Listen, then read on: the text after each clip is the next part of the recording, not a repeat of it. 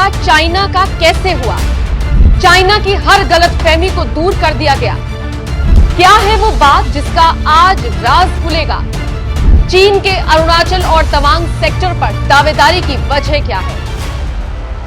नमस्कार, मैं हूं आपके साथ नम्रता चौधरी और आप देख रहे हैं एनएमएफ न्यूज। आज बात उस हॉट टॉपिक की जिसमें देश के विपक्ष को, खासकर राहुल गांधी को बहुत मजा आता है, खासा इंटरेस्ट रहता है। अब आप सोचेंगे राहुल गांधी के इंटरेस्ट के टॉपिक की बात क्या हो सकती है, तो हम आपको बता देते हैं। चीन का भारत से जो विवाद है, चीन का अरुणाचल प्रदेश के कुछ इलाकों पर जो क्लेम है, आज इसे हम विस्तार से समझेंगे और आपको भी समझाएंगे। तो हो जाइए तैयार, बात जरा लंबी है लेकिन पते की है, आपके लिए बेहद जरूरी भी है। तो इस वीडियो को अंत तक आप जरूर देखिएगा क्योंकि आपका इस वीडियो के अंत तक बने रहना बहुत जरूरी है। तो फिर इंतजार किस बात का, चलिए शुरुआत करते हैं।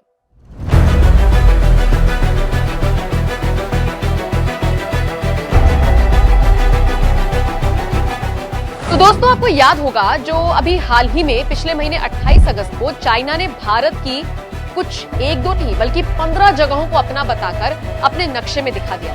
इसमें अरुणाचल प्रदेश, अक्साई चीन, ताइवान और विवादित दक्षिण चीन सागर के कई हिस्से हैं। जैसे 8 रिहायशी इलाके हैं, 4 पर्वत हैं और 2 नदियां हैं और साथ ही एक पहाड़ों से निकलने वाला रास्ता भी है। अब सवाल यही है कि चीन अरुणाचल पर अपना दावा क्यों ठोकता है? चीन के अरुणाचल पर दावा करने का रहस्य क्या है? आखिर क्या लॉजिक है जो चाइना देता है और भारत के हिस्से को अपना बताता है? सुनिए, चाइना कहता है कि तिब्बत में बुद्धिज्म को फॉलो किया जाता है और ये सच भी है कि बुद्धिज्म को तिब्बत में बहुत माना जाता है। यहाँ की जो मॉनेस्ट्री है वो ल्हासा में, यहाँ बुद्धिज्म को सबसे ऊपर माना जाता है। अब अरुणाचल का जो उत्तर पश्चिम का इलाका है उसे तवांग बोलते हैं और इस तवांग वाले इलाके में जो ट्राइबल रहते हैं वो मोनपा कहलाते हैं। अब आप पूछेंगे मोनपा कौन थे? तो ये मोनपा जो थे ये तिब्बत के ल्हासा मॉनेस्ट्री के बुद्धिज्म को फॉलो करते थे, लेकिन मोनपा ने हमेशा कहा है कि उनका अपना एक इंडिपेंडेंट और ट्राइबल ग्रुप है। मोनपा का साफ कहना है कि वो तिब्बत के ल्हासा के बुद्धिज्म की जो महत्ता है उसके फॉलोवर है। अब जब इन मोनपा का ऐसे वक्तव्य चाइना को पता चलते हैं तो चीन मान लेता है क्योंकि वो तिब्बत के ल्हासा के बुद्धिज्म को मानते हैं, इसीलिए वो भी तिब्बतियन ही होते हैं, जो कि सरासर गलत है। हम अपनी इच्छा के अनुसार कोई भी धर्म को किसी भी तरीके से फॉलो कर सकते हैं। जरूरी तो नहीं कि हम तिब्बत की मॉनेस्ट्री ल्हासा के बुद्धिज्म को मानते हैं तो हम भी तिब्बती हो गए। खैर, आगे बढ़ते हैं। तो ल्हासा के बाद तवांग में दूसरी सबसे बड़ी मॉनेस्ट्री है जो कि साल 1680 में बनी थी। इसको बनाने वाले शख्स का नाम था मेराक लामा लोद्रे ग्यात्सो, जिसने तवांग में ल्हासा के बाद दूसरे सबसे बड़े मठ की स्थापना की और इस मठ का नाम था गादे नामग्याल ल्हासा। इसे तवांग मॉनेस्ट्री के नाम से भी जाना जाता है। ये 5वें दलाई लामा को ट्रिब्यूट देने के लिए बनाई गई मॉनेस्ट्री थी, या फिर आप ये भी कह सकते हैं कि मठ था। इस पर चीन ने ये कह दिया कि क्योंकि मोनपा ट्राइब ने इसे बनाया और तिब्बत की ल्हासा मॉनेस्ट्री के महत्व को ही ध्यान में रखते हुए बनाया गया और 5वें दलाई लामा को ही सम्मान देने के लिए बनाया गया, तो भाई ये जो तवांग है ये तो अब पक्का तिब्बत का ही हिस्सा है। लेकिन ये तो फिर भी गलत ही है ना, क्योंकि आप एक किसी ट्राइब के तवांग में होने की वजह से उसे तिब्बत तो नहीं बता सकते ना।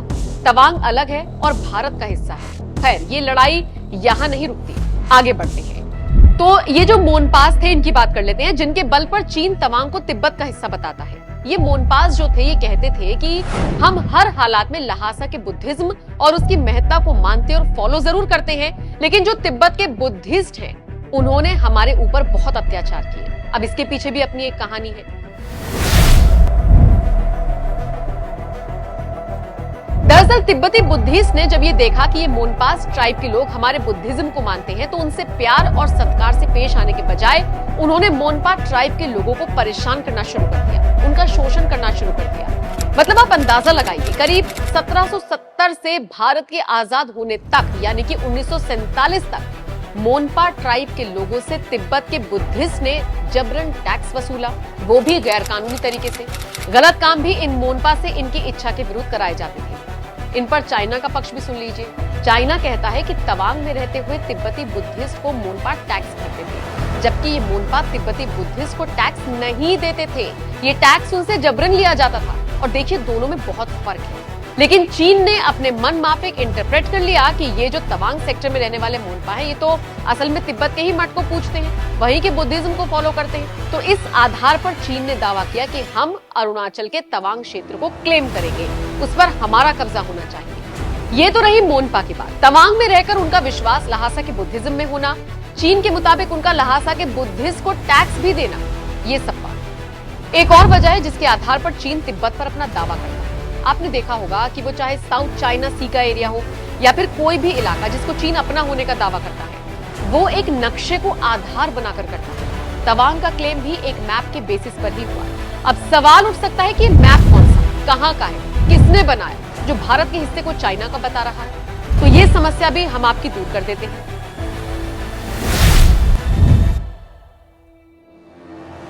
दरअसल बात है साल 1930 की। उस वक्त सिचुआन प्रांत के गवर्नर थे लियू वेन हुई, और लियू वेन हुई उनके पास एक स्कॉलर रहता था जिसका नाम था रेन नाइकियांग। इन्हीं रेन नाइकियांग ने गवर्नर लियू वेन हुई के कहने पर सिचुआन प्रांत का एक नक्शा बनाया, और ये जो नक्शा बनाया गया इसमें तवांग सेक्टर को भी अपने आप से सिचुआन प्रांत का दिखा दिया गया। जबकि अचंभे की बात यह है कि ये जो गवर्नर है लियू वेन हुई, ना वो कभी अरुणाचल आया, ना ही कभी रेन नाइकियांग अरुणाचल आया जिसने मैप बनाकर पेश कर दिया।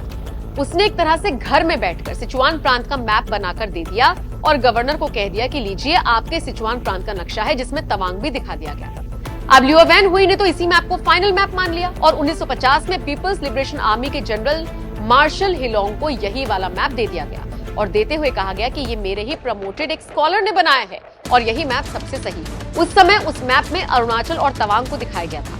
अब जब 1950 में जनरल मार्शल हिलोंग ने उस मैप को देखा तो उन्होंने 10 जनवरी 1950 के बाद उसी मैप को चीन का मैप बोलते हुए अपनी पीपल्स लिबरेशन आर्मी के सारे सोल्जर्स को बांट दिया।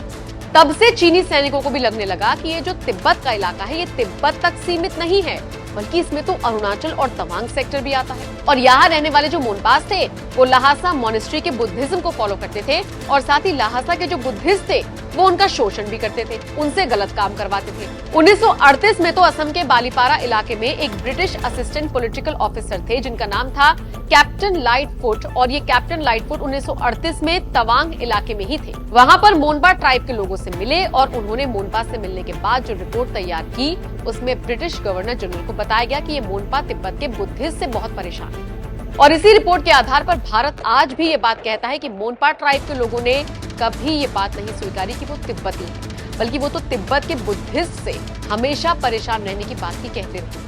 लेकिन इंडिया की रिपोर्ट क्योंकि उनके फेवर में नहीं है तो कभी वो लोग मानते भी नहीं है। अब फिर आते हैं 1951 में, जहां एक मेजर थे जिनका नाम था major Bob Khathing. Major Bob Khathing भी तवांग सेक्टर में गए। यहाँ फिर से मोनपा ने अपने शोषण को लेकर उनसे बात की, तिब्बती बुद्धिस्ट की प्रताड़ना की शिकायत की। इस समय मेजर बॉब खातिंग ने एक बहुत बड़ा फैसला लेते हुए मोनपा को इस प्रताड़ना से, इस शोषण से मुक्त कराया। मेजर बॉब खातिंग ने कुछ ऐसा कमाल कर दिया कि तिब्बती बुद्धिस्ट का मोनपा ट्राइब के लोगों से जो टैक्स लेने का सिलसिला था, वो जबरन जोर जबरदस्ती करके टैक्स लिया जाता था, शोषण किया जाता था, वो सब बंद हो गया। तभी तो आज भी मोनपा ट्राइब के लोगों के लिए मेजर बॉब खातिंग के लिए बहुत इज्जत है। अरे भाई, दशकों की प्रताड़ना से मुक्ति दिलाई थी मेजर बॉब खातिंग ने। लेकिन इन दोनों ही बातों को चाइना नहीं मानता।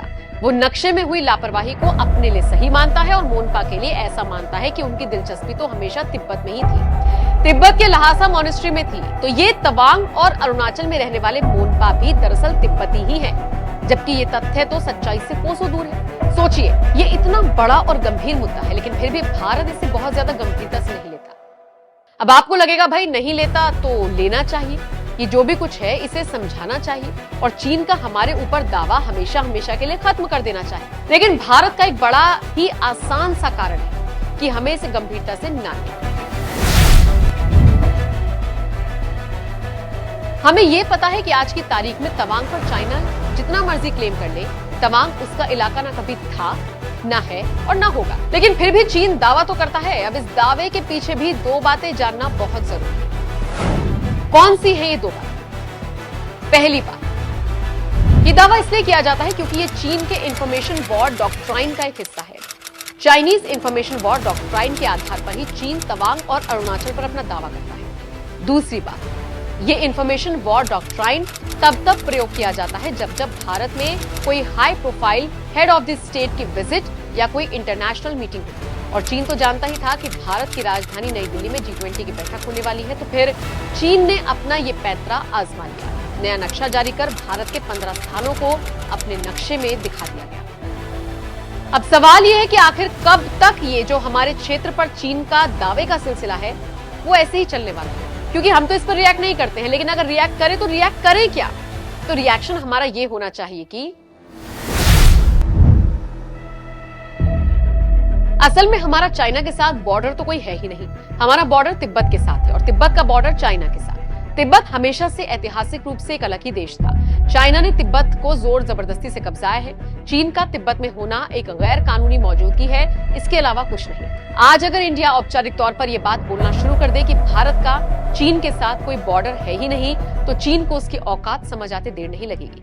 वैसे ये जो जानकारी हमने आपको दी है, ये जो चीन तिब्बत और भारत के बीच के विवाद को हमने आपको समझाया है, वो आपको कितना समझ आया, समझ में आया भी है या नहीं, और आप इस पूरे विवाद को लेकर क्या टिप्पणी करना चाहते हैं, इस बारे में आपके विचार हमें कमेंट कर जरूर बताएं। और हाँ, हमारे चैनल को सब्सक्राइब करना ना भूलें। और अगर आपको हमारी ये स्टोरी पसंद आई हो और आप ऐसी ही स्टोरीज देखना पसंद करते हो तो कमेंट सेक्शन में हमें जरूर बताइएगा। आगे भविष्य में हम ऐसी ही स्टोरीज आपके सामने लेकर हाजिर होते रहेंगे। नमस्कार।